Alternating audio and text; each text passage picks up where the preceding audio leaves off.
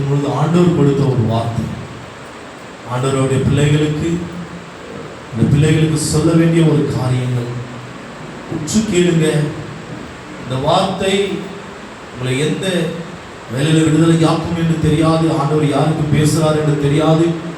அவருடைய பிள்ளைகளுக்கு, அவருடைய பிள்ளைகள் ஒரு சமாதான பாதில, அவருடைய பிள்ளைகளுக்கு ஒரு விடுதலை, அவர் பிள்ளைகளை ஆசீர்வதிக்க வேண்டும் என்று நம் தேவனாகிய கர்த்தர் விரும்பி இந்த வார்த்தையை நமக்கு போதிக்கிறார், நமக்கு கொடுத்து கொண்டிருக்கிறார். தேவச்சானமே பாருங்க, ஒரு நாள் நாங்கள் பிரேயரில் இருக்கும் பொழுது ஆண்டவர் ஒரு குடும்பத்தை நமக்கு காண்பித்தார். ஆண்டவர் அந்த குடும்பத்தை காண்பித்த உடனே பார்த்தீங்கன்னாக்கா அப்பா ஒரு இடத்துல ஒரு பகுதியில் நின்று கொண்டிருக்கிறார், நான் ஒரு பக்கமாக நின்று கொண்டிருக்கிறேன். நம்ம சபையை சேர்ந்து அந்த குடும்பம் அங்கே நின்று கொண்டிருக்கிறார்கள். நின்ற உடனே ஏதோ ஒன்று சொல்ல வருகிறேன். சொல்லும் பொழுது திடீர்னு என்னுடைய பேச்சு நிற்கப்படுகிறது. என்னுடைய பேச்சு நிற்கப்பட்ட உடனே அந்த சகோதரி, அந்த குடும்பத்தில் உள்ள, நம்ம சபைக்கு வருகிற ஒரு ஃபேமிலி, அந்த குடும்பத்தில் உள்ள அந்த சகோதரி அந்த வசனத்தை எடுத்து அப்பாவுக்கு போதிக்கிறார். அந்த சகோதரி அவர்கள் அந்த வசனத்தை எடுத்து அப்பாவுக்கு சொல்கிறார்கள். சொன்ன உடனே ஆம், அப்பாவும் அதுக்கு ஆன்சரை கொடுக்கிறார். நான் நின்று பார்த்து கொண்டிருக்கிறேன். என் வாய் அடைக்கப்படுகிறது, என் பேச்சு அடைக்கப்படுகிறது. அந்த சகோதரி மூலியமாக ஒரு குடும்பம் நம்ம சபைக்கு வருகிற ஒரு குடும்பம், 3 பேரை நான் அந்த இடத்துல பார்க்கிறேன். அந்த சகோதரி அந்த வார்த்தை எடுத்து அப்பாவுக்கு பேசுகிறார். அப்பா அந்த வார்த்தைக்கு மறு உத்தரை கொடுக்கிறார். தேவச்சனமே, மறு உத்தரை கொடுக்கிறார். அப்போது நான் நினைத்துக் கொண்டேன், இது யாராவது இருக்கும் என்று. அதாவது நீங்கள் விலகிக் கொள்ள வேண்டும், ஒரு ஊழியக்காரருடைய சொப்பனத்தில் வந்தால் அது தேவனுடைய தூதர்கள், தேவன் அல்ல, ஒரு ஊழியக்காரருடைய சொப்பனத்தில் வந்தால் ஏஞ்சல்ஸ், தேவனுடைய தூதர்கள் இந்த சொப்பனத்தில் வருகிறார்கள் என்று நீங்கள் விலகிக் கொள்ள வேண்டும். கோடிக்கணக்கான தேவ தூதர் உண்டு பரலோகத்தில். தேவச்சனமே, மிகாவேல், கேப்ரியேல் என்று ஒவ்வொரு வகையாக பிரிக்கப்பட்ட தேவ தூதர்களும் உண்டு. அப்படி இருக்கும் பொழுது இந்த வார்த்தையை கொண்டு போவதற்கு கேப்ரியேல் தூதன், மெசஞ்சர், அந்த இடத்திலிருந்து அந்த வார்த்தையை கொண்டு வருகிறார். இந்த இடத்திலிருந்து வார்த்தையை பரலோகத்துக்கு கொண்டு போகிறார். மிகாவேல், மைக்கேல், இங்கிலீஷ்ல மைக்கேல் என்று சொல்வார்கள், தமிழ்ல மிகாவேல் என்று சொல்வார்கள். தேவனுடைய தூதனுக்கு பெயர் மிகாவேல். அந்த மிகாவேலுடைய வேலை என்னவென்றால், நம்முடைய பாதங்கள் கல்லில் தங்களுடைய கரத்திலே ஏந்திக் கொள்வார்கள். அவர்கள் தான் மிகாவேல். அதாவது நம்ம சொல்லுவோம், எசப்பா நாங்கள் பிரயாணப்பட்டு போகிறோம், எங்களுக்கு முன்னும் பின்னும் வலதுபுறம் இடதுபுறம் தேவன் தூதர்களே காவலாக வையுங்காண்டவரே நம்ம சொல்லுவோம். இவங்க தான் மிகாவேல். ஆனா அவர்களே நம்ம வணங்க கூடாது, தேவனுடைய தூதர்களை நம்ம ஆராதிக்க கூடாது, நம்ம வணங்க கூடாது. இதை விளங்க வேண்டும். நம்ம துதிக்கவும் நம்மை ஆராதிக்கவும் ஒரே ஒருவர் தான், இயேசு மாத்திரம் ஒரே ஒருவர் தான். இதை பிள்ளைகள் விளங்கிக் கொள்ள வேண்டும். தேவ ஜனங்கள், இயேசுவை மாத்திரம் தான். எந்த தேவ தூதர்களிடத்திலும் நம்ம ஆராதிக்க கூடாது, விண்ணப்பத்தை ஏறெடுக்க கூடாது, விளங்க வேண்டும். அப்பொழுது வந்து பாத்தீங்கன்னா அந்த தேவ தூதன் மறு உத்தரவை அருளுகிறார். அந்த சொப்பனத்துக்கு அர்த்தம் என்னவென்றால், அந்த தேவ தூதன் மறு உத்தரவை அருளுகிறார், சபைக்கு மறு உத்தரவை அருளுகிறார். அதை தான் இன்றைக்கு நம்ம மெசேஜாய் பார்க்க போகிறோம். தேவச்சனமே, எனக்கு சொப்பனத்தில் வந்த அந்த தரிசனத்தை தான் அந்த சகோதரி அவர்கள் மூலமாக தேவன் என்ன பேசினார் அதை குறித்து தான் நம்ம மெசேஜாக இன்றைக்கு நம்ம தியானிக்க போகிறோம். உற்று கேட்க வேண்டும் தேவனுடைய பிள்ளைகள். உற்று ஆண்டுடைய சமூகத்தில் ஒரு பயத்தோடு ஒரு பக்தியோடு ஆண்டுடைய சமூகத்தில் அமர வேண்டும்.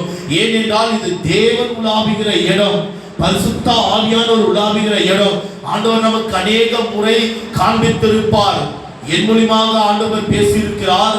பாத்தீங்கன்னா புறஜாதியாக ஒரு சிறு பிள்ளை மூலமாக ஆண்டவர் பேசியிருந்தார். இந்த இடத்துல பாத்தீங்கன்னா சிறு பெண் மூலமாக ஆண்டவர் இந்த இடத்துல பேசியிருந்தார்.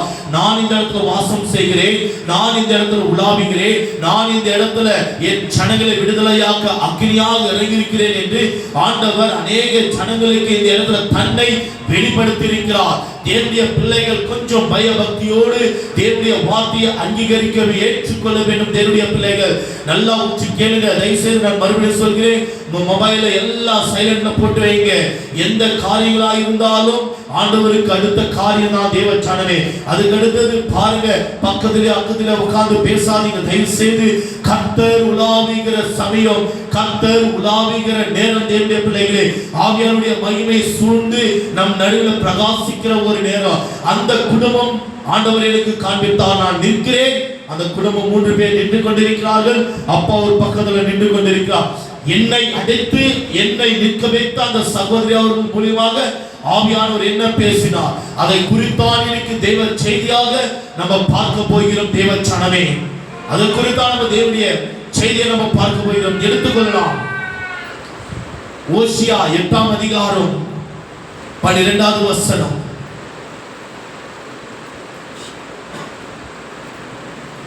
ஓசியா 8ஆம் அதிகாரம் 12வது வசனம் படிக்கலாம்.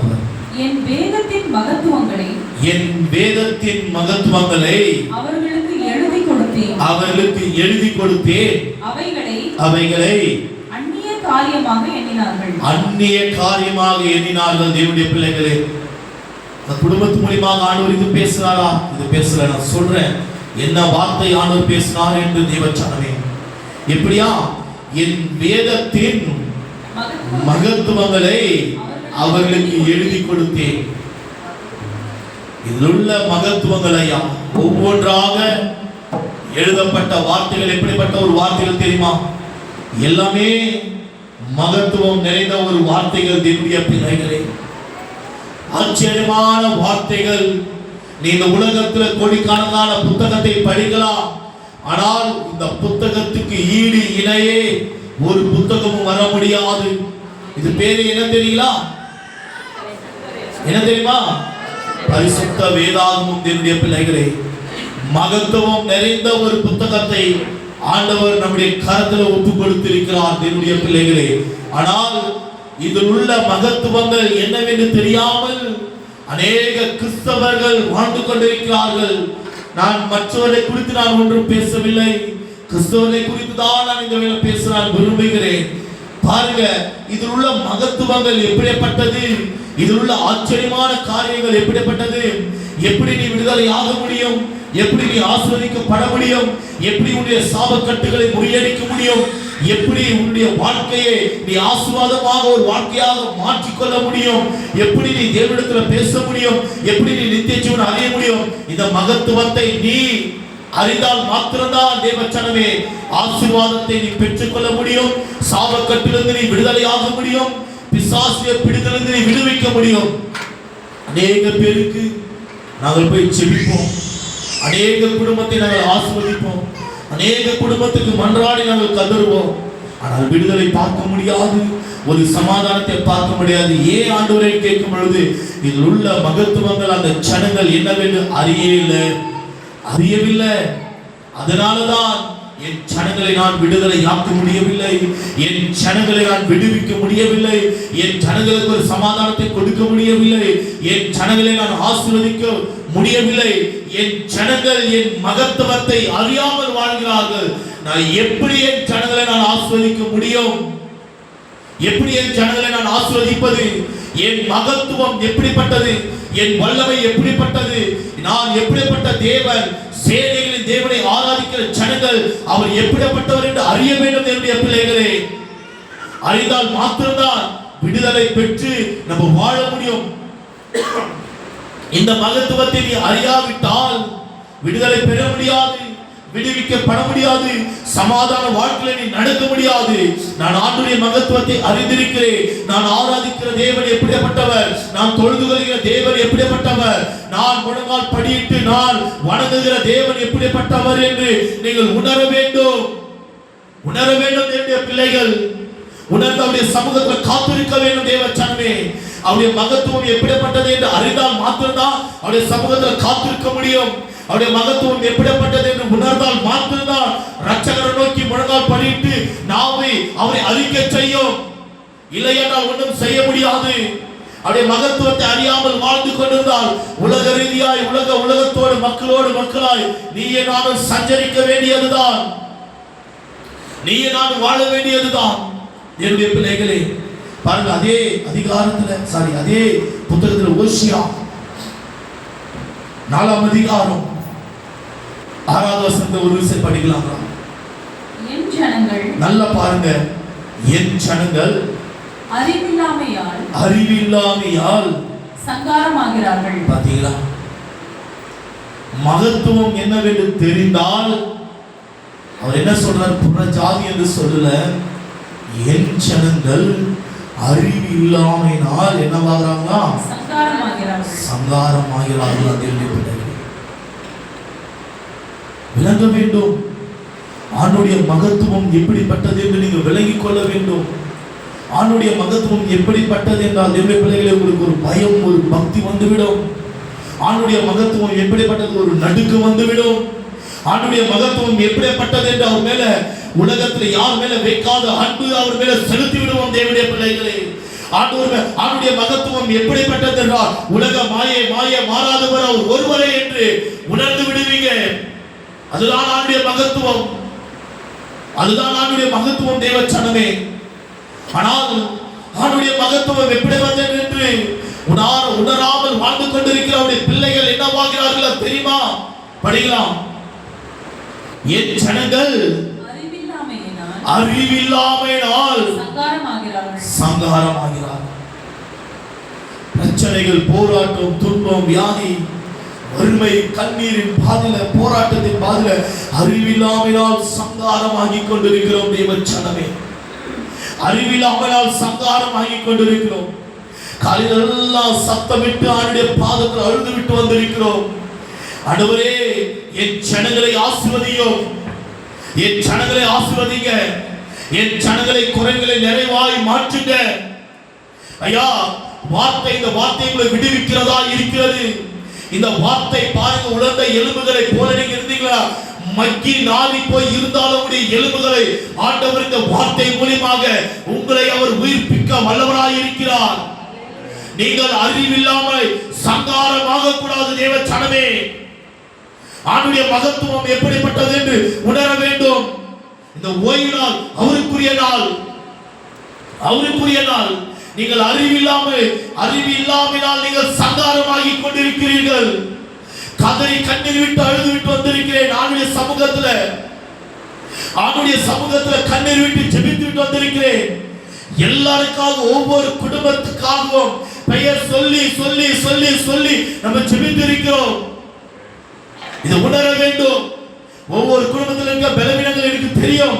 கர்த்தர் ஒருவர் அறிகிறவராய், ஆண்டவரே அந்த குடும்பத்தை ஆசீர்வதிங்க, அந்த குடும்பத்தை விடுதலையாக்குங்க, அந்த குடும்பத்தை ரட்சிங்க, அந்த குடும்பத்தை சமாதானத்தை சீர்குலைத்துக் கொண்டிருக்க எல்லா சாத்தானுடைய தந்திரங்களை நிர்மூலமாக்கி போடுங்க என்று தேவச்சனமே. அவருடைய ஜனங்கள் அறிவில்லாமல் சங்காரமாகி கொண்டிருக்கிறார்கள். தேவச்சனமே, அறிவில்லாமல் சாபத்தில் விழுந்து கொண்டிருக்கிறோம், அக்கிரமத்தில் விழுந்து கொண்டிருக்கிறோம், கடன் என்ற பிரச்சனை விழுந்து கொண்டிருக்கிறோம், சங்காரமாகி கொண்டிருக்கிறோம். அதுக்கு அடுத்தது, நீ அறிவை வெறுத்தாய், ஆகையால் நீ என் ஆசாரியனாய் இராதபடிக்கு நானும் உன்னை வெறுத்து விடுவேன். பாத்தீங்களா? ஆண்டவருடைய இந்த வார்த்தைக்கு நீங்கள் கீழ்ப்படிய வேண்டும். ஆண்டவருடைய கட்டளைகளுக்கு நீங்கள் கீழ்ப்படிய வேண்டும். கீழ்ப்படிந்தால் உங்களுக்கு ஆசீர்வாதம். கீழ்ப்படியவில்லை என்றால் ஆண்டவர் உங்களை வெறுத்து விடுவார். ஐயா, ஆண்டவரை நீங்கள் வெறுத்தால் ஆண்டவர் உங்களை வெறுத்து விடுவார். அதுக்கு அடுத்து பாருங்க, நீ உன் தேவனுடைய வேதத்தை மறந்தாய். பாத்தீங்களா? எத்தனை பேர் ஆண்டவருடைய வேதத்தை மறந்திருக்கிறோம்? கொஞ்சம் யோசித்து பாருங்க. நீ என்னுடைய வேதத்தை மறந்தால் ஆகையால் நானும் உன் பிள்ளைகளை மறந்து விடுவேன். பயங்கரமான வார்த்தை ஐயா, பயங்கரமான ஒரு வார்த்தை தேவச்சனமே. நீ மறுபடியும் படிங்களா? நீ உன் தேவனுடைய வேதத்தை மறந்தாய். மறப்பாய் அல்ல, மறந்து விட்டீங்க. ஆகையால் நானும் உன் பிள்ளைகளை மறந்து விடுவேன். நீ தேவனுடைய வேதத்தை மறந்தால் ஆண்டவரை மறந்து விடுவார். எல்லாருக்கும், இது எனக்கும் சேர்த்து ஆண்டவர் பேசிக் கொண்டிருக்கிற ஒரு வார்த்தை. எனக்கும் சேர்த்து ஆண்டவர் பேசிக் கொண்டிருக்கிற ஒரு வார்த்தை. நீ ஆண்டுடைய வேதத்தை மறந்தால் ஆண்டவர் உன் பிள்ளைகளை மறந்து விடுவாரே. ஆண்டவருடைய பிள்ளைகளை மறந்து விடுவார். நீ ஆண்டவரை நேசிக்கணும். எது தெரியுமா? இந்த சத்தத்துக்கு நீ செவி கொடுக்கணும். இந்த சத்தத்துக்கு நீ கீழ்ப்படியணும். உண்மையாய் கீழ்ப்படிந்தால் ஆசீர்வாதத்தினால் தேவனுடைய அலங்கரிப்பார். ஆசீர்வாதத்தினால் தேவனுடைய அலங்கரிப்பார். இல்ல ரெண்டு காது இருக்கிறது, நல்லா கேட்கணும். ரெண்டு காது இருக்கிறது, நான் இந்த காது வாங்கி இந்த காதுல விட்டு விடுகிறேன், ஆண்டவர் மறந்து விடுவார். ஆணுடைய சாயலாக சிருஷ்டிக்கப்பட்டவருடைய பிள்ளைகள், எனக்கு ரெண்டு காது இருக்கிறது ஐயா, நீ விண்ணப்பத்தை ஏறெடுக்கிறாய் பார்த்தியா? ஆணுடைய சமூகத்தில் வந்து வாரத்துல ஒரு முறை, ஆண்டவரே எனக்கு இந்த பிரச்சனை இருக்கிறது, ஆண்டவரே எனக்கு இந்த போராட்டம் இருக்கிறது, ஆண்டவரே நான் இந்த பலவீனத்தில் சிக்கி தவித்துக் கொண்டிருக்கிறேன், எனக்கு விடுதலையாக்குங்க விடுதலையாக்குங்க. அப்போது ஆண்டவர் என்ன தெரியுமா சொல்லுவார்?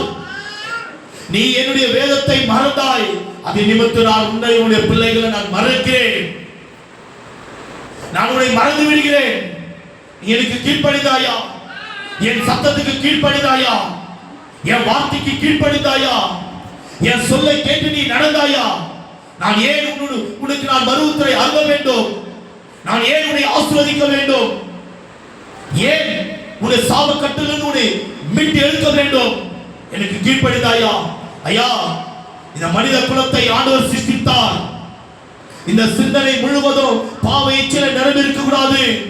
இந்த சிந்தனை முழுவதும் இயேசு இயேசு என்ற மகிமையால் நிரம்பியிருக்க வேண்டும். இந்த கண்கள் பார்க்கிற பார்வை ரட்சகரை நோக்கி பார்க்க வேண்டும். நீ பேசுகிற வார்த்தை ரட்சகருக்குரிய வார்த்தையாக விளங்க வேண்டும். நீ கேட்கிற வார்த்தைகள் ரட்சகருடைய வார்த்தைகளாக இருக்க வேண்டும். துன்மார்க்கர் பேசுகிற பேச்சை விட்டு நீ அவனுடைய சமூகத்துக்கு ஓடி வா. அவனுடைய பேச்சுகளை நீ கேட்காத இந்த வார்த்தையினால நீ கேட்க வேண்டிய வார்த்தைகள் ரட்சகருக்குரிய வார்த்தைகள், ரட்சிப்பின் கர்த்தருடைய வார்த்தைகளை மாத்திரமே நீ கேட்க வேண்டும்.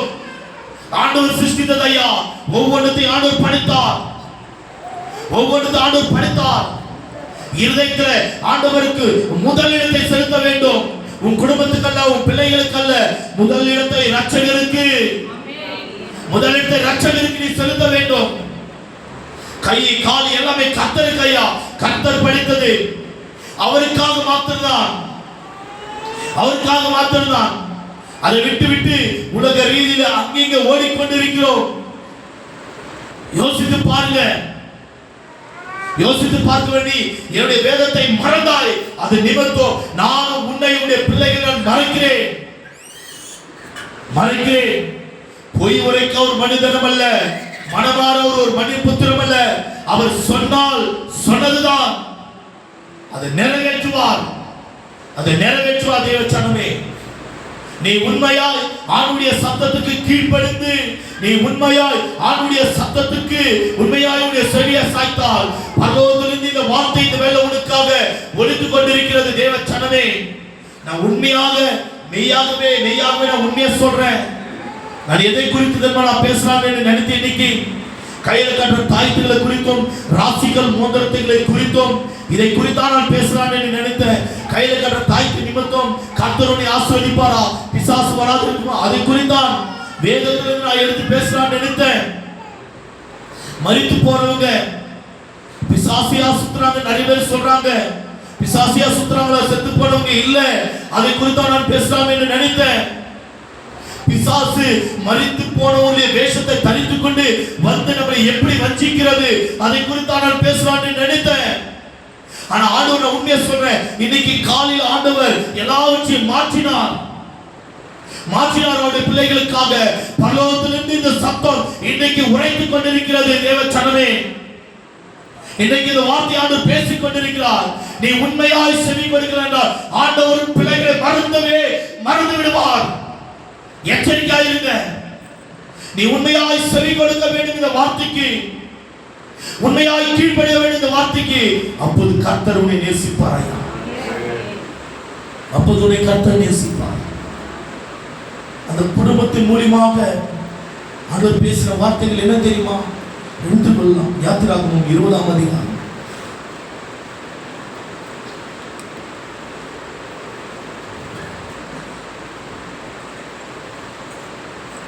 20ஆம் அதிகாரம் 5, 6.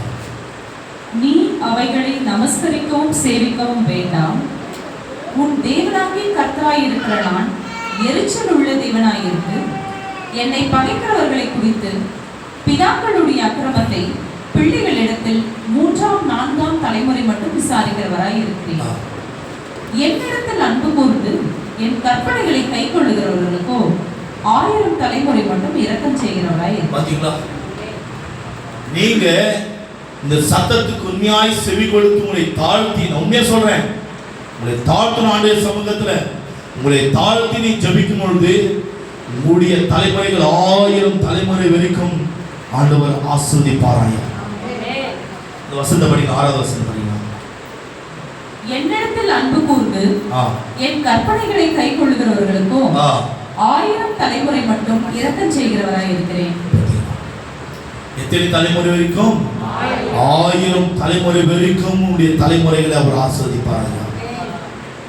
1000 தலைமுறை வரைக்கும் உன் கர்ப்பத்தின் கனி, அவரது கர்ப்பத்தின் கனி, அந்த கர்ப்பத்தின் கனி ஆசீர்வாதமாக இருக்கும். இது பொய் உரைக்கிற தேவனா? நம் தேவனாகிய கர்த்தர் பொய் உரைப்பாரா? அவர் உண்மையும் சத்தியமுள்ள தேவனாக பழைய ஏற்பாட்டில் சொன்ன தீர்க்கதரிசனங்கள் புதிய ஏற்பாட்டில் வந்து நிறைவேற்றினார். புதிய ஏற்பாட்டில் சொன்ன தீர்க்கதரிசனங்கள் கடைசி காலத்தில் நிறைவேறி கொண்டிருக்கிறது. இது விளங்க வேண்டும் என்னுடைய பிள்ளைகள். 1000 தலைமுறை வரைக்கும் என் ஜனங்களை நான் ஆசீர்வதிப்பேன். அன்பு கூற வேண்டும் ஆண்டவரிடத்தில் தேவ ஜனமே. அப்பா ஒரு பக்கம், நான் ஒரு பக்கம், என் வாய் அடைக்கப்பட்டிருக்கிறது. தேவனுடைய தூதன் அந்த இடத்தில் நின்று கொண்டிருக்கிறான், நான் நின்று கொண்டிருக்கிறேன். ஒரு குடும்பம், நம்ம சபைக்கு வருகிற, தேவனை ஆராதிக்கிற, தேவனை தொழுது கொள்ளுகிற ஒரு ஃபேமிலி, அதிகாலையில் ஆண்டவரை தேடுகிற ஆண்டுடைய பிள்ளைகள், அந்த சகோதரி அவர்கள் மூலியமாக நம் தேவனாகிய கர்த்தர் இந்த வார்த்தையை எடுத்து பேசுகிறார். ஐயா, என்னை தேடுகிற என் ஜனங்களை 1000 தலைமுறை வரைக்கும் நான் ஆசீர்வதிக்கிறவராய் இருக்கிறேன். தங்கலாம், ஒன்றும் பிரச்சனை இல்லை. என்னை தேடுகிற என்னுடைய பிள்ளைகளை 1000 தலைமுறை வரைக்கும் நான் ஆசீர்வதிக்கிறவராய் இருக்கிறேன். ஒப்பனை ஷேர் பண்ற பாருங்க. நான் அன்னைக்கு அந்த ஒரு சகோதரியை நான் கடிந்து பேசினேன். வரனாங்க, வரல. ஆண்டவரை தேடாதானே ஒரு ஆசீர்வாதம் கிடைக்கும். தேடலன்னா எப்படி ஆசீர்வாதம் கிடைக்கும்? அன்னைக்கு கேட்டாங்க சகோதரி, வந்துடுறானா, வேலையை விட்டுறானா? பார்த்தா இல்லை. எப்படி 1000, அதாவது அந்த தலைமுறைகளை எப்படி ஆண்டவர் ஆசீர்வதிப்பார்? கீழ்ப்படிந்தால் தானே ஆண்டவர் ஆசீர்வதிப்பார். கீழ்ப்படிந்தால் தானே ஆண்டவர் ஆசீர்வதிப்பார். நாங்கள் ஒரு சண்டே நான் மிஸ் பண்ண மாட்டேன் தேவச்சனமே. நான் ஒரு ஊழியக்காரனாக இருக்கிறேன். ஒரு சண்டே நாங்கள் மிஸ் பண்ண மாட்டேன். எங்களுக்கு உடம்பு சரியில்லைனாலும், எங்களுக்கு லூஸ் மோஷன் இருந்தாலும், எங்களுக்கு தலைவலி இருந்தாலும், எங்களுக்கு கை கால் வலி இருந்தாலும், எங்கள் இடுப்பு வலி, ஏன் நெஞ்சு நோவு வலி இருந்தாலும் ஒரே ஒரு சண்டே தான் நான் மிஸ் பண்ணேன். எந்த சண்டே தெரியுமா? என் குழந்தை பிறக்கும்போது சண்டேல பிறந்தா அவன் சின்னவன் கூட நான் தான் இருந்தேன், வேறு யாரும் இல்லை. அதனால அந்த சண்டே அன்னைக்கு 9:10க்கு பிறந்தா அவன் குழந்தை. அது ஒரே ஒரு சண்டே தான் எனக்கு நினைவு தந்து நான் மிஸ் பண்ணது தேவச்சனம்.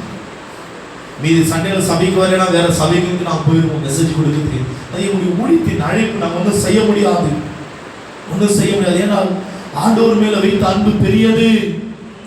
தேவனுடைய பிள்ளைகள், உங்களுக்கு எந்த பலவீனமாக இருந்தாலும் மிஸ் பண்ணாதீங்க தயவு செய்து. உடைய தலைமுறைகளை ஆண்டவர் ஆசீர்வதிக்கிறவராய் இருக்கிறார். சாபக்கட்டுகளை எல்லாமே ஒழித்து ஆண்டவர் நிர்மலமாக்குறவராய் இருக்கிறார் தேவச்சனமே. அப்படி ஆண்டுடைய வார்த்தைக்கு நம்ம கீழ்ப்படியாமல் போனால் என்ன தெரியுமா நடக்கும்? 5வது வசனம் சொல்லியிருக்கு பாருங்க. 5வது வசனம் படிங்க. நீ அவைகளை நமஸ்கரிக்கவும் சேவிக்கவும் வேண்டாம். உன் தேவனாகிய கர்த்தராய் இருக்கிற நான் எரிச்சல் உள்ள தேவனாய் இருந்து என்னை பகைக்கிறவர்களை குறித்து பிதாக்களுடைய அக்கிரமத்தை, பாத்தீங்களா? என்னை பகைக்கிறவர்களை குறித்து, பிதாக்கள் என்றால் அப்பா அம்மா, நல்லா விளங்கிக் கொள்ளுங்க. அப்பா அம்மா படிங்க, அப்படியே படிங்க. பிதாக்களுடைய, அதாவது தாய் தகப்பனுடைய அக்கிரமங்களை குறித்து பிள்ளைகளிடத்திலும் 3ஆம் 4ஆம் தலைமுறை மட்டும் விசாரிக்கிறவராய் இருக்கிறேன். நீங்கள் செய்கிற அக்கிரமம் நிமித்தம் 4 தலைமுறைகள் சாபத்துல விழுகிறது. அதனால்தான் நாங்க கர்ப்ப வேதனைப்பட்டு, அதனால்தான் நாங்க பாத்தீங்கன்னா அடித்து அடித்து அடித்து சொல்றோம், ஆண்டுடைய சபை தேடுங்க, ஆண்டுடைய சபை தேடுங்க, ஆண்டுடைய சபை தேடுங்க. உங்களுடைய தலைமுறைகள் சாபத்துல விழுந்து போக கூடாது. ஐயா, உங்களால எங்களுக்கு ஒரு பிரயோஜனம் இல்லை. நான் ஓப்பனா ஷேர் பண்றேன், உங்களால எனக்கு ஒரு பிரயோஜனம் இல்லை. கர்த்தரை ஆராதித்தால் தான் நான் பரலோகம் போக முடியும். கர்த்தரை தொழுது கொண்டால் தான் பரலோகம் போக முடியும். கர்த்தருடைய சமூகத்தில் காத்திருந்தால் தான் எனக்கு நித்திய ஜீவன். ஏன கர்ப்ப வேதனைப்பட்டு நான் உரைத்து உரைத்து உரைத்து நான் பேசணும். உங்களுடைய 4 தலைமுறைகள் சாபத்துல போக கூடாது, சாபத்துல விழுந்து போக கூடாது. இந்த 2 வசனத்தை தான் அந்த சகோதரி அவர்கள் மூலமாக ஆவியானவர் தேவனுடைய தூதர் இடத்துல வந்து பேசினார். ஐயா, என்ன தெரியுமா? ஒரே ஒரு பாடம், 1 2 3 4 தலைமுறைகள் சாபத்துல போக கூடாது. அது ஆண்டவருக்கு விருப்பம் அல்ல. 1000 தலைமுறை வரைக்கும் அவர் ஆசீர்வதிக்க காத்து கொண்டிருக்கிறார். ஆனால் நீயோ நானும் என்ன செய்கிறோம்? சாபத்துக்குள்ள விழுந்து கொண்டிருக்கிறோம். அதனால்தான் அதாவது பிதாக்கள் செய்கிற பாவங்கள் தன்னுடைய 3 4 தலைமுறை வரைக்கும் தொடர்ந்து வருகிறது. எச்சரிப்பின் சத்தம் இன்றைக்கு தேவனுடைய பிள்ளைகளுக்கு, எச்சரிப்பின் சத்தம். தேவ ஜனமே, ஆண்டுடைய சமூகத்தில் வந்திருக்கிறோம். அப்படியே தொடர்ந்து படிக்கலாம். 7 8 9 படிக்கலாம். உன் தேவனாகிய கர்த்தருடைய நாமத்தை 8 9 10 படிக்கலாம். அப்படியே ஓய்வு நாளை பரிசுத்தமாக ஆசரிக்க நினைப்பாயாக. இது பரிசுத்தமான நாள் ஐயா. இந்த நாளை பரிசுத்தமாய் ஆசரிக்க வேண்டும் தேவனுடைய பிள்ளைகள். சும்மா ஏனாதானமோ வந்து உட்கார்ந்தமல்ல, வெறும் சரீர மாத்திரம் இங்க இருக்கிறது, யோசனைகள் இடத்துல இருக்கிறது இருக்கக்கூடாது. ஆவி ஆத்மா சரீரத்தை ஒருமனப்படுத்தி ஆண்டுடைய சமூகத்தில் அமர வேண்டும் தேவனுடைய பிள்ளைகள். நீ பரிசுத்தமாய் ஆண்டுடைய சமூகத்தை ஆசரிக்க வேண்டும். 6 நாளும் நீ வேலை செய்து, நீங்க 6 நாள் உங்களுக்காக நீங்க வேலை செய்யுங்க, பிரச்சனை இல்லை. நல்லா கேக்குதுங்களா? 6 நாள் உங்களுடைய குடும்பத்துக்காக நீங்க கஷ்டப்படுங்க, பிரச்சனை இல்லை. ஆனால் படிங்க. 6 நாளும் நீ வேலை செய்து, 6 நாள் நீ வேலை செய்து கிரியைகளை எல்லாம் நடப்பிப்பாயாக. கிரியைகள் எல்லாம் உங்களுக்கு தேவையானதெல்லாம் என்னென்ன தேவை அதெல்லாம் நீங்க வாங்கி கொண்டு அதுக்குள்ள நீங்க வாழ்வீர்கள். அதுதான் கிரியைகள். அதுக்கு அடுத்தது 7ஆம் நாளும் பாருங்க, இதுதான் 7ஆம் நாள். இந்த 7ஆம் நாளும் உன் தேவனாகிய கர்த்தருடைய ஓய்வு நாள். நீன திட்டவட்டமா சொல்லுது தேவ சனமே, திட்டவட்டமா சொல்லுது. 7ஆம் நாளும் தேவனாகிய கர்த்தருடைய ஓய்வு நாள். 6 நாள் உங்களுக்குரியது நீங்க வேலை செய்யுங்கன்னு சொல்லுது. 7ஆம் நாள் தேவனாகிய கர்த்தருடைய ஓய்வு நாள். கர்த்தருடைய ஓய்வு நாளா? கர்த்தருடைய நாளா? அந்த நாளை அதிலே நீயானாலும் பாத்தீங்களா? நீயானாலும் குமாரனானாலும் குமாரத்தியானாலும் உன் வேலைக்காரியானாலும் உன் வேலைக்காரியானாலும் மிருக ஜீவனானாலும் வாசல்களில் இருக்கிற அந்நியனானாலும் உன் வாசல் இருக்கிற மற்ற ஜனங்களானாலும் யாதொரு வேலையும் செய்ய வேண்டாம். யாதொரு வேலையும் செய்யக்கூடாது. விளங்குதா? இது 7ஆம் நாள் யாருக்குரிய நாள்? கர்த்தருடைய பரிசுத்த நாள் ஐயா. இந்த நாளை நீங்க கர்த்தருக்கு ஒப்புவிக்க வேண்டும் தேவனுடைய பிள்ளைகள். 2 பேர் இருந்தாலும் நாங்க சமாதானத்தோடு சொல்லிவிட்டு போறோம். பாருங்க, 5 6 7 8 பேர் தான் வராங்க கார்படி சபைக்கு. இங்கிருந்து நாங்கள் செலவு பண்ணி எங்களுக்கு தெரியும் உங்களுடைய தலைவர் எப்படி இருக்குதுன்னு சொல்லிட்டு இங்கிருந்து நாங்கள் கஷ்டப்பட்டு போயிட்டு அங்கே பார்த்து நாங்கள் முடிச்சு மறுபடியும் வந்து எங்கெங்க மாறி மாறி வரோம் தெரியுங்களா? 4 மணி நேரம் ஒரு டைமில் நான் நின்று வரேன். ஏன்னா இவ்வளோ கஷ்டப்பட அந்த ஓய்வு நாளில் என் குடும்பத்தோடு நான் சமாதானமாக இருக்கலாமே. ஞாயிற்றுக்கிழமை நான் எங்காவது போகலாமே, பிள்ளைங்களை கூட்டிகிட்டு ஞாயிற்றுக்கிழமை அந்த ஓய்வு நாளில் ஒரு சபையை முடித்து விட்டு நான் எங்காவது செல்லாமல் இல்லை. இந்த ஓய்வு நாள் ஆண்டவருக்குரியது. ரட்சருடைய பாதத்தில் செலவிட வேண்டும் ஐயா.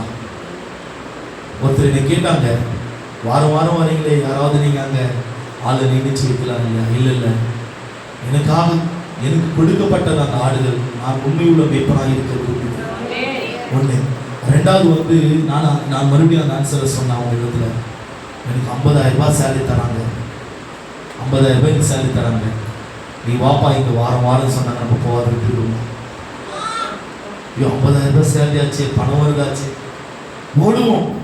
அதுக்கு மேலாயாயிரம் ஆச்சு. ஒரு பாடல் நான் காலையில் பாடினேன், 2 நாளைக்கு முன்னாடி நம்ம அந்த ப்ரேயரில் பாடினோம். எப்படி தெரியுமா? மண்ணுக்காக மாணிக்கத்தை விட்டுட மாட்டேன், இந்த மண்ணுக்காக மாணிக்கத்தை விட்டுட. ஒண்ணுதான், இந்த மண்ணுக்காக இந்த மாணிக்கத்தை விடக்கூடாது. அது முதல் அடி என்ன வருதுங்க? நீரே போதும் வேறே வேண்டாம் எந்த நண்பு நேசரே, மண்ணுக்காக மாணிக்கத்தை விட்டுட மாட்டேன், இந்த மண்ணுக்காக மாணிக்கத்தை விட்டுட. ஆனா நம்ம ஜனங்கள் எப்படி மாறி இருக்காங்க? விண்ணுக்காக இல்ல மண்ணுக்காக மாணிக்கத்தை விட்டுடக்கூடாது, ஆனா விண்ணுக்காக மண்ணை விட்டுட மாட்டேங்கிறாங்க. உண்மை சொல்றேன், நான் தயவு செய்து சொல்றேன் பாருங்க. ஓய்வு நாள் கர்த்தருக்குரிய நாள். அதுல நீங்களாவதும் உங்களுடைய பிள்ளைகளாவதும் ஒரு வேலை செய்யக்கூடாது. இந்த கர்த்தருடைய நாளை மகா பரிசுத்தத்தோடு அவருடைய சமுதிர பயபக்தியோடு நீ ஆராதித்து பார். 10 தலைமுறைகள் ஆசீர்வதிக்கும். 10 தலைமுறைகள் எப்படியா? 1000 தலைமுறைகளை ஆசீர்வதிக்கிற தேவனா? இல்ல இந்த ஓய்வு நாளை நான் உலகத்துக்காக எடுத்துக்கொண்டேன் என்றால் உங்கள் மூலியமாக உங்களுடைய பிள்ளைகள் சாபத்தில் விழுந்து விடுவாங்க இல்லையா? அது உண்மையான ஒரு சத்தியம்.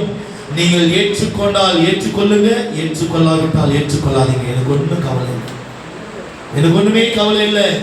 என்னை நடத்துகிறவர் கர்த்தர், என்னை ஆசீர்வதிக்கிறவர் கர்த்தர், என்னை பாதுகாக்கிறவர் கர்த்தர், என்னை இரவும் பகலும் 24 மணி நேரம் என்னோடு இருக்கிறவர் கர்த்தர். நீங்க யாருமே என்னோடு இருக்கிறீங்களா? நீங்க யாருமே என்ன ஆசீர்வதிக்கிறீங்களா? இல்ல, 24 மணி நேரம் கர்த்தர் என்னோடு இருக்கிறார்.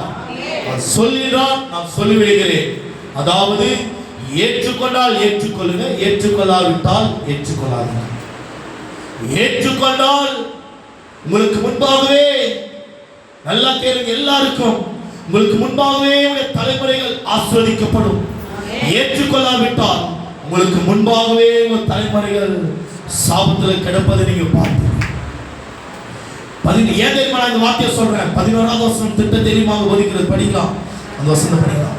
கர்த்தர் 6 நாளைக்குள்ளே நல்ல கேளுங்க, கர்த்தர் 6 நாளைக்குள்ளே வானத்தையும் பூமியையும் சமுத்திரத்தையும் அவைகளுள்ள எல்லாவற்றையும் உண்டாக்கி பாருங்க, 7ஆம் நாளிலே ஓய்ந்திருந்தார். ஆகையால் ஓய்வு நாளை ஆசீர்வதித்து, பாத்தீங்களா? இந்த ஓய்வு நாள் தான் உங்களுக்கு ஆசீர்வாதம். ஓய்வு நாளை கர்த்தர் என்ன செய்திருக்கிறாரா? ஆசீர்வதித்து பரிசுத்தமாக்கினார். இந்த ஓய்வு நாள்ல அநேக ஜனங்கள் ஆசீர்வாதத்தை இழந்து விடுகிறாங்க. துக்கமா இருந்துச்சு எல்லாம் பார்க்கும்போது காலையில் இருக்கிறது எனக்கு அப்படியே துக்கமா இருக்கும். ஒரு ஆத்மாவில நான் அப்படியே நான் பரிதவிப்பேன், பார்ப்பேன். அந்த என்ன ஆண்டவரே இவ்வளோ காலையில் இருக்குது, துக்கமா இருக்கிறது. நான் பரிதவிப்பேன், ஏன் ஆண்டவரே சொல்லிட்டு. சில விஷயங்களை நான் கூட ஓப்பனாக சொல்லுவேன், சில விஷயத்தை நான் ஓப்பனாக சொல்ல மாட்டேன். ரட்சகத்தில் ஏன் தெரியுமா? இந்த ஓய்வு நாளில் இந்த ஆசீர்வாதத்தை இழந்து விடுகிறார்களே. இந்த ஓய்வு நாளில் எவ்வளவு சகோதரிகள் இந்த ஓய்வு நாளில் ஆசீர்வாதத்தை இழந்து கொண்டு இருக்கிறாங்க. ஓய்வு நாளில் எவ்வளவு ஆசீர்வாதத்தை இழந்து கொண்டு இருக்கிறாங்க. இந்த செரெல்லாம் காலையில் இருக்குது, துக்கப்படுற தெய்வம். பாருங்க, கர்த்தர் ஓய்வு நாளை ஆசீர்வதித்து என்ன இருக்குங்க? பைபிள் என்ன இருக்குங்க? கர்த்தர் ஓய்வு நாளை ஆசீர்வதித்து. பைபிள் அதுதான், கர்த்தர் ஓய்வு நாளை ஆசீர்வதித்து ஓய்வு நாளை ஆசீர்வதிக்கிறார் ஐயா. அப்புறம் அதை பரிசுத்தமாக்கினார். இந்த நாள் உங்களுக்கு ஆசீர்வாதமான நாள் தேவன். இந்த நாள் உடைய சாபத்தின் கட்டுகளை நிர்மூலமாக்குற நாள். இந்த நாள் உங்களுடைய குடும்பங்களை ஆண்டவர் சமாதான பாதையில் நடத்துகிற நாள். நீங்க யாருக்கெல்லாம் ஜெபிக்கிறீர்களோ இந்த நாளை என் தேவனாகிய கர்த்தர் உங்களுடைய ஜெப விண்ணப்பத்தை கேட்டு அளவில்லாமல் உங்களை ஆசீர்வதிப்பார். ஏனக்கா ஓய்வு நாள் வந்திருக்கு. ரோனா சாபத்தை குறித்தே நான் பேசக்கூடாது. இந்த ஓய்வு நாளில் கர்த்தர் உங்களை ஆசீர்வதிக்கிறார். இந்த ஓய்வு நாளில் கர்த்தர் உங்களுடைய சாபத்தை நீக்குகிறாரா தேவ ஜனமே. ஆனால் இந்த ஓய்வு நாளில் நீங்க வந்திருக்கிறீங்க, உங்களை ஆசீர்வதிக்காமல் அனுப்பணுமா? எனக்கு விருப்பம் இல்லை.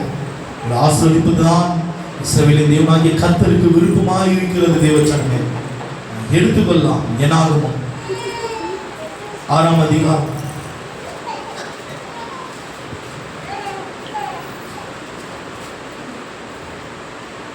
22 27 வரைக்கும் படிக்கலாம். அற்புதமான ஒரு வார்த்தை, பிடித்த ஒரு வார்த்தை.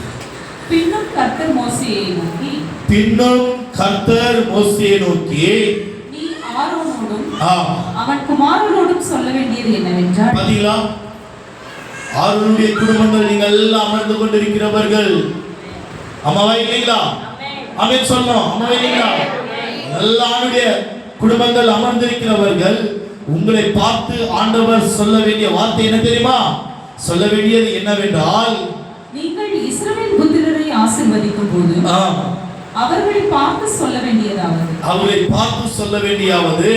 கர்த்தர் உன்னை ஆசீர்வதித்து உன்னை காக்க கடவர். பாத்தீங்களா, கர்த்தர் உன்னை ஆசீர்வதித்து உன்னை காக்க கடவார். கர்த்தர் தம்முடைய முகத்தை உன்மேல் பிரகாசிக்க பண்ணி, கர்த்தர் தன்னுடைய முகத்தை உன்மேல் பிரகாசிக்க பண்ணி உன்மேல் கிருபையாய் இருக்க கடவர். உன்மேல் கிருபையாய் இருக்க கடவார்.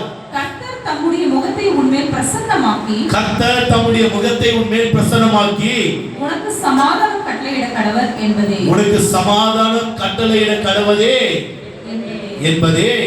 இவ்விதமாய் அவர்கள் என் நாமத்தை இஸ்ரவேல் புத்திரர் மேல் கூற கடவர்கள். இந்த இஸ்ரவேல் ஆவிக்குரிய இஸ்ரவேல் புத்திரர் மேல் நாங்கள் கூறும் பொழுது அப்பொழுது நான் அவர்களை ஆசீர்வதிப்பேன் ஆண்டவர் என்று சொல் என்றார். இந்த வார்த்தைக்கு அவருடைய மகத்துவத்தை நீ உணர்ந்தால் ஆசீர்வாதங்கள் எல்லாம் உங்கள் மேல் வந்து நிறைவேறும். ஐயா, 3 வாக்குத்தத்தங்கள் அடங்கப்பட்டிருக்கிறது. 3 குடும்பத்தில் 3 பேர் இருக்கலாம், குடும்பத்தில் 2 பேர் இருக்கலாம். அது ஆசீர்வாதம். 3 பேர் மேல ஒவ்வொரு குடும்பத்துக்கும் ஒவ்வொரு பிள்ளைகள் மேல உதாரணம் சொல்லட்டுமா? ஒரு 2-3 பேரை நான் உதாரணமாக பண்ண பாருங்க. தம்பி சௌதரியோட பிறந்தவங்க எத்தனை பேர்? இல்லை கேட்கல. இல்லை முன்னோட பிறந்தவங்க எத்தனை பேர்? 2 பேர். ஆனால் தம்பியோட சேர்த்து 3 பேர். இப்போ என்னோட பிறந்தவங்க 2 பேர், என்னோட சேர்த்து 3 பேர். அண்ணாவோட பிறந்தவங்க 4 பேர். ஆனால் 3 பேர் ஆம்பளை பிள்ளைங்க, 3 பேர் ஆம்பளை பிள்ளைங்க, 3 பேர். இப்போ நாங்கள் 3 பேரை பிறக்கலையே, நாங்கள் 2 பேரை இருக்கோங்க. அப்பா அம்மா பிள்ளை 3 பேர் ஆயிடுச்சு இல்லைங்களா? 3 பேர் ஆயிடுச்சு.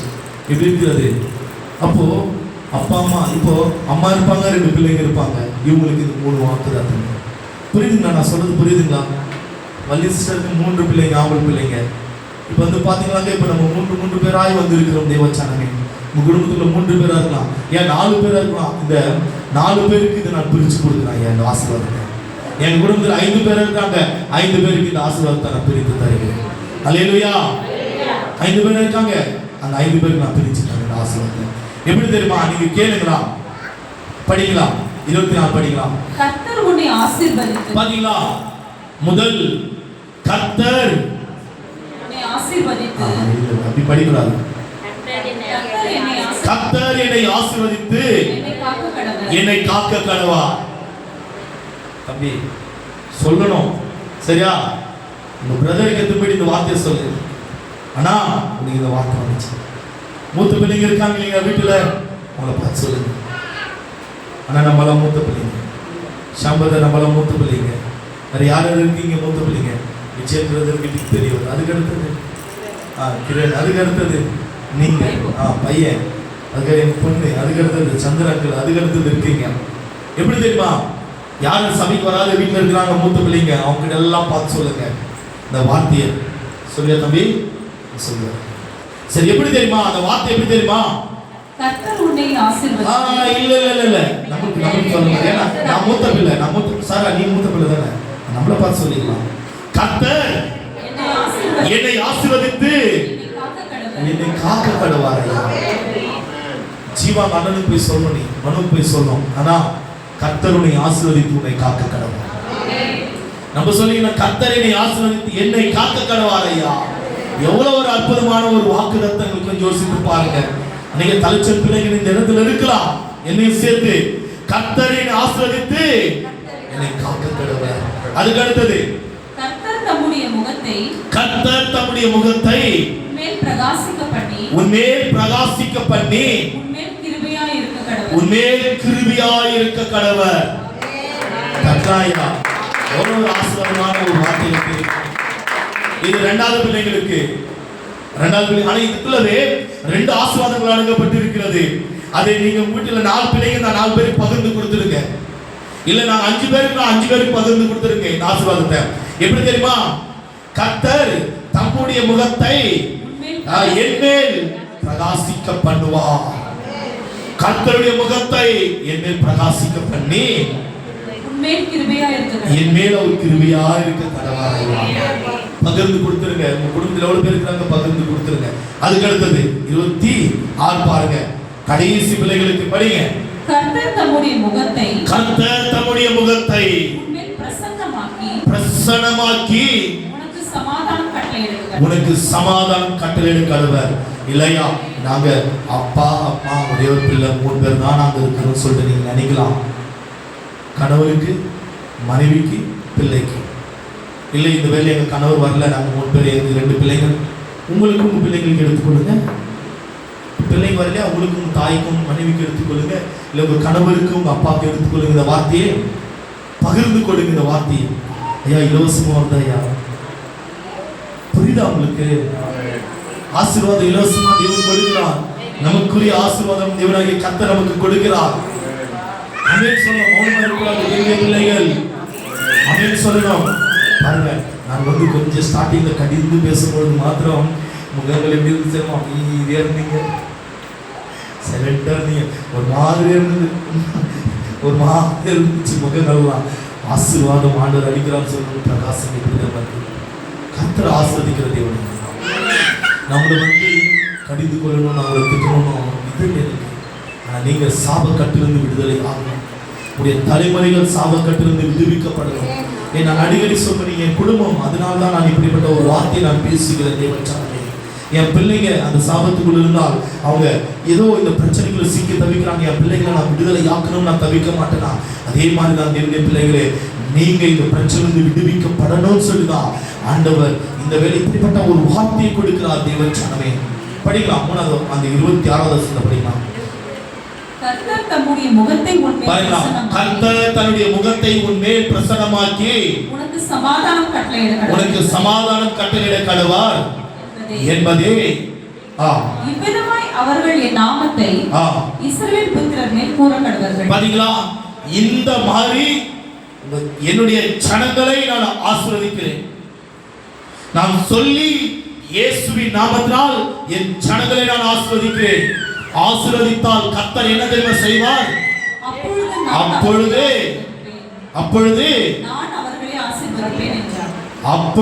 நான் அவர்களை ஆசீர்வதிப்பேன் என்று சொல்லுகிறார். சொல்ல சொன்னார் ஆண்டவர். சொல்லிட்டாயா? சொல்ல சொன்னாரு, நான் சொல்லிவிட்டேன். உங்களுடைய குடும்பத்தை கர்த்தர் ஆசீர்வதிப்பார். உங்கள் குடும்பத்தை ஆண்டவர் நிச்சயமா ஆசீர்வதிப்பார். ஐயா, உங்களுடைய எல்லைகளை நான் அந்த இடத்துல சொன்னது போல இந்த இடத்துல குறைக்கிறேன். உங்களுடைய எல்லைகளை, யாபேசுடைய எல்லைகளை ஆசீர்வதித்தேன். தேவனுடைய கிருபை எல்லைகளை ஆசீர்வாதமாக தேவனாகிய கர்த்தர் மாற்றுவார். சாபத்துக்குரிய ஒரு வாழ்க்கை அல்ல, ஆசீர்வாதமான ஒரு வாழ்க்கையில என் தேவனாகிய கர்த்தர் நடத்துவார். ஐயா, ஆமென். இந்த என்னாகமத்தில் நம்ம படித்து பார்த்தீங்களா? 6ஆம் அதிகாரத்துல அதை போய் தியானி. 24 இருந்தா நம்ம தியானம் பார்த்தோம். 23 இருக்கு, 23 இருந்து 27 வரைக்கும் இருக்கிறது. 28 வரைக்கும் அதை தியானிக்க வேண்டும் தேவனுடைய பிள்ளைகள். அதனால கை வச்சு என்ன பண்ணுங்க, நீங்க இப்படி யோசிங்க. அதை படித்து உங்க பிள்ளைகளை ஆசீர்வதிங்க. அதை படித்துட்டு உங்க பிள்ளைகளை ஆசீர்வதிங்க. அதை படித்துட்டு ஒரு பிள்ளைகளை ஆசீர்வதிங்க. அதை படித்துட்டு ஒரு பிள்ளைகள் சரி தூரத்துல இருக்காங்களா கவலை வேண்டாம், இந்த இடத்துல இருந்து. ஏன்னா என்னாகும் எரோமியா 23ஆம் அதிகாரம் 23ஆம் வசனம் சொல்கிற சமீபத்துக்கும் தேவன் தூரத்துக்கும் தேவன். நீ இந்த இடத்துல இருந்து ஜெபிக்கும் பொழுது தூரத்தில் உள்ள உன் பிள்ளைகளை ஆண்டவர் விடுவிப்பார், ஆசீர்வதிப்பார். ஐயா நீ ஆசீர்வதித்தால் கர்த்தர் ஆசீர்வதிப்பார். என் சத்தத்துக்கு கீழ்ப்படினோம் இல்ல கர்த்தருடைய சத்தத்துக்கு கீழ்ப்படினோம், கர்த்தருடைய வார்த்தைக்கு கீழ்ப்படிய மாட்டீங்களா? ஆசீர்வதிக்கணும் தேவனுடைய பிள்ளைகள். எங்க அப்பாவை ஆசீர்வதிங்க பிரச்சனை இல்லை, எங்க அண்ணாவை ஆசீர்வதிக்க பிரச்சனை இல்லை. இந்த இடத்துல இருந்து நீங்க ஜெபித்து இந்த வார்த்தைகள் மூலமாக நீங்க ஆசீர்வதித்து பாருங்க, கர்த்தர் நிச்சயமாகவே குடும்பத்தை ஆசீர்வதிப்பார். சாபக்கட்டில ஒழிப்பார், சாபக்கட்டில ஒழிப்பார். அல்லேலூயா. எல்லாரும் எழுந்து நிற்கலாம், எல்லாரும் எழுந்து நிற்கலாம். நன்றி ராஜா கர்த்தாவே.